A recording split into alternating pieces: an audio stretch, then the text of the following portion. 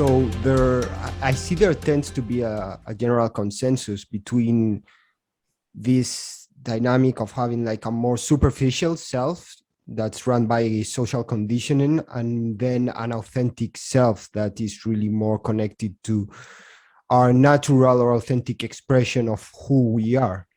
And what comes to my mind for those who are listening, it's sometimes how can you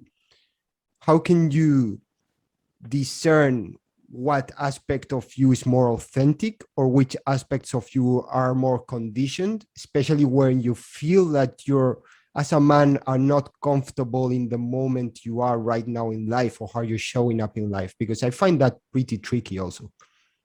Yeah, I think that's a great question, a really, really powerful question. And I'll do my best to answer it. And it's not always easy to discern.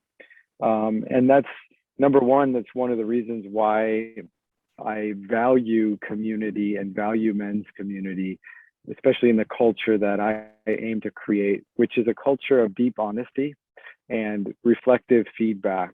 And, you know, what can happen is when we get into deeper relationship and we're willing to be more honest with each other and not just be nice guys and like say what we think they want to hear from us, but say how we're really experiencing somebody, that feedback can help to reflect to us like how we're showing up, because often we can't see ourselves that well. Often we are seeing ourselves through the lens of our beliefs and who we think we are. And even like the word authentic is tricky, right? Because what's authentic to us can also be like what we're comfortable being. You know, this patterned behavior might feel like who we are to some degree.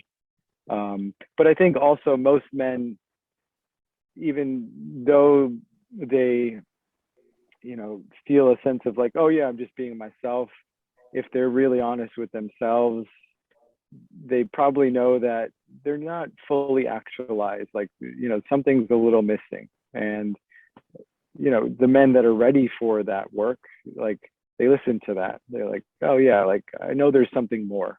So there's often a feeling sense of like, yeah, I feel more possible, and might not know what it is, and I might not know how to get there, but you know, something feels limiting here.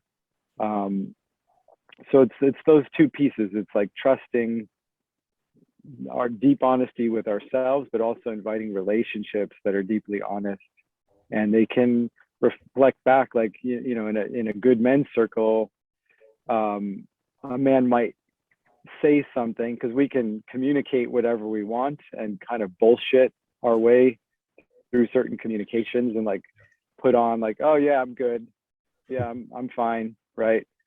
But we can actually challenge each other, right? We can say, I don't really buy into that, and call one another forward in such a way where it's like, you know, I'm sensing that there's something that you're not sharing. You know, I'm sensing that there's a part of you that you're hiding here. And we can challenge each other with questions and ask a little bit deeper, like, tell me more, like, what are you feeling?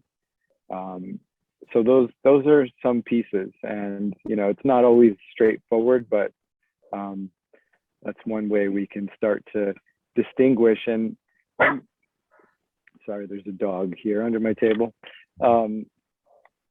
The other piece, and again, this is, you know, I think this is a multi-layered journey. And so what might feel authentic and true in our essence in one moment might change in the next. So it's really about self-awareness and paying attention.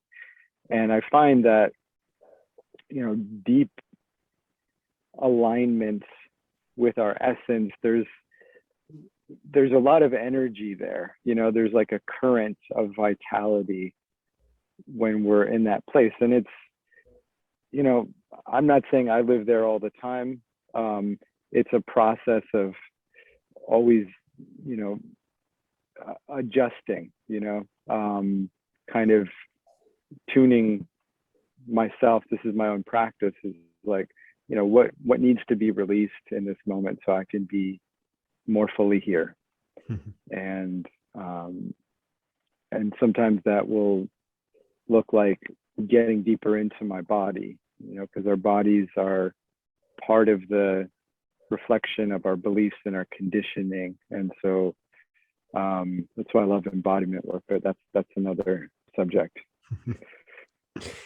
Yeah, when it comes to all this, to authenticity and connecting with our authenticity, it's crazy. What I see always in myself, at least, is this, all these layers we have and all these narratives we have inside us that disconnect us with what's really going on. Like, it's really not easy. Like, and it can, you can say, okay, I'm really being authentic, or I'm expressing my truth, but do you really first connected with your real experience of what's going on right now? And the example I come with always, it's like very simple. It's like, maybe you're going out on the street and you see a beautiful waitress in a cafe, and you just want to talk to her, and you say yourself, oh, okay, I think I want a coffee.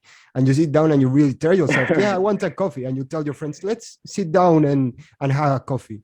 It's really not true what's going on. Like, you're putting a layer there, and you can even believe that layer just not to not connect or express the real truth, is that I just wanted to speak with this waitress. And that happens, I feel it happens in so many levels.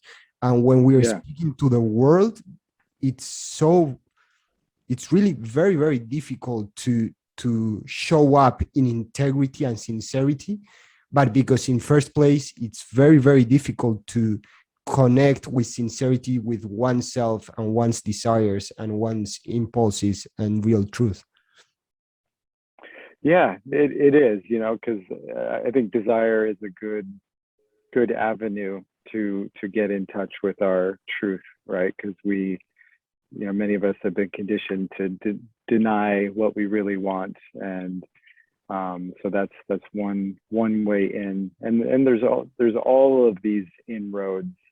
There's like, I mean, two of the really fundamental questions that I worked with for a long time in a community circle that I was part of, and they're very simple but very profound and difficult to answer often. And they're really,